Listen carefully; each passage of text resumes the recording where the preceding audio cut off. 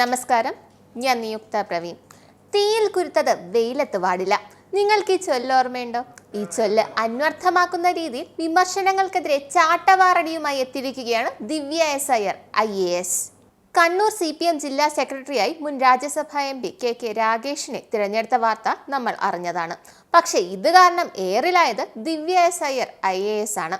വിഴിഞ്ഞം അന്താരാഷ്ട്ര തുറമുഖം മാനേജിംഗ് ഡയറക്ടറാണ് പുള്ളിക്കാരി. കോൺഗ്രസ് നേതാവായ KS ശബരിനാഥിന്റെ ഭാര്യയും കൂടിയാണ് ദിവ്യ. ഇതുകൊണ്ട് തന്നെ വിവാദത്തിന് ആക്കം കൂടും. വിവാദമാക്കാൻ വേണ്ടി മാത്രം എന്താണ് ദിവ്യ പറഞ്ഞത്?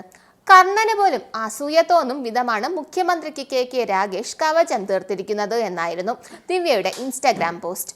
രാഗേഷിനെ CPM കണ്ണൂർ ജില്ലാ സെക്രട്ടറി ആക്കിയതിന് പിന്നാലെയായിരുന്നു ഈ പോസ്റ്റ്.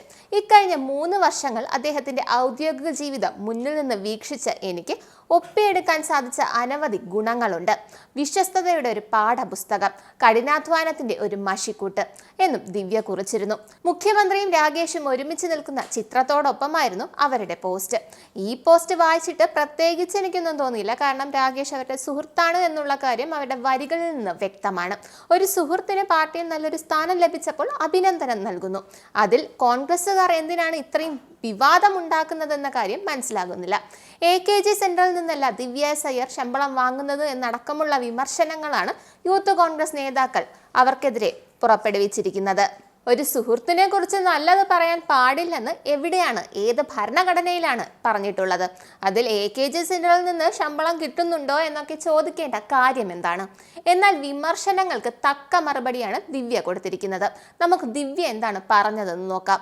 ഈ കഴിഞ്ഞ ഒരു 1.5 വർഷമായിട്ട് ഒരുപക്ഷെ ഏറ്റവും രൂക്ഷമായിട്ടുള്ള വാക്കുകളിലുള്ള വിമർശനവും അല്ലെങ്കിൽ കൈപ്പേറിയ ചില പ്രതികരണങ്ങളും ഒക്കെ എനിക്ക് ഏറ്റുവാങ്ങേണ്ടി വന്നിട്ടുള്ളത് എന്തിനാണെന്നോ, ഞാൻ എന്റെ അനുഭവത്തിലൂടെ, ഉത്തമ ബോധ്യത്തിൽ, എന്റെ കാഴ്ചപ്പാടിലൂടെ ചില മനുഷ്യരിൽ ഞാൻ കണ്ടെത്തിയ നന്മ എന്താണ്, അവരിലെ ഗുണം എന്താണ് എന്നുള്ളത് ഞാൻ ലോകത്തിനോട് വിളിച്ചു പറഞ്ഞു എന്നുള്ള ഒറ്റ കാരണം കൊണ്ടാണ്.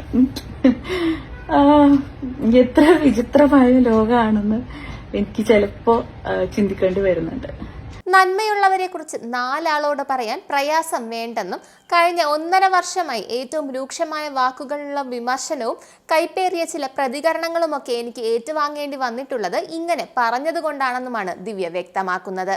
എല്ലാം ഈ അപ്പ അമ്മ കാരണമാണെന്ന് ചിലപ്പോൾ പറയാൻ തോന്നും. കുട്ടിക്കാലത്ത് നല്ല വാക്കുകൾ മാത്രം പറയുക, നല്ല കാര്യങ്ങൾ മാത്രം ചെയ്യുക, ആരെയും അധിക്ഷേപിക്കരുത്, 4 ആളുടെ മുന്നിൽ വെച്ച് ആരെയും അപമാനിക്കരുത്, നമ്മൾ കാരണം ഒരു മനുഷ്യന് വേദനിക്കരുത്, മുതിർന്നവരെ ആദരപൂർവ്വം നോക്കിക്കാണണം, ബഹുമാനപൂർവ്വം അവരോട് പെരുമാറണം എന്നീ കാര്യങ്ങൾ നമ്മുടെ നെഞ്ചിലേറുന്നത് വരെ പറഞ്ഞു മനസ്സിലാക്കി തരികയും പ്രാവർത്തികമാക്കാനുള്ള നിരന്തര ശ്രമം നടത്തുകയും ചെയ്തതാണ് അവർ ചെയ്ത തെറ്റ്.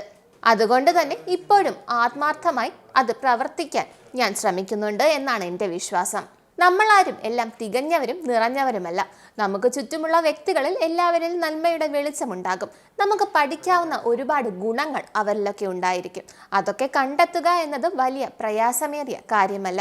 കണ്ടെത്തുന്ന നന്മകൾ പരത്തുക എന്നതിനും പ്രയാസമില്ല. അത് 4 ആളോട് പറയുക എന്നതിന് വലിയ പ്രയാസമൊന്നും ഉണ്ടാകേണ്ടതില്ല. കഴിഞ്ഞ 1.5 വർഷമായി ഏറ്റവും രൂക്ഷമായ വാക്കുകളിലൂടെയും വിമർശനവും കൈപ്പേറിയ ചില പ്രതികരണങ്ങളൊക്കെ എനിക്ക് ഏറ്റുവാങ്ങേണ്ടി വന്നിട്ടുള്ളത് എന്തിനാണെന്നോ, എൻ്റെ അനുഭവത്തിലൂടെ, ഉത്തമ ബോധ്യത്തിൽ, എൻ്റെ കാഴ്ചപ്പാടിലൂടെ ചില മനുഷ്യരിൽ ഞാൻ കണ്ടെത്തിയ നന്മ എന്താണ്, അവരിലെ ഗുണം എന്താണ് എന്നത് ലോകത്തോട് വിളിച്ചു പറഞ്ഞു എന്ന ഒറ്റ കാരണത്താലാണ്. എത്ര വിചിത്രമായ ലോകമാണെന്ന് എനിക്ക് ചിലപ്പോൾ ചിന്തിക്കേണ്ടി വന്നിട്ടുണ്ട്.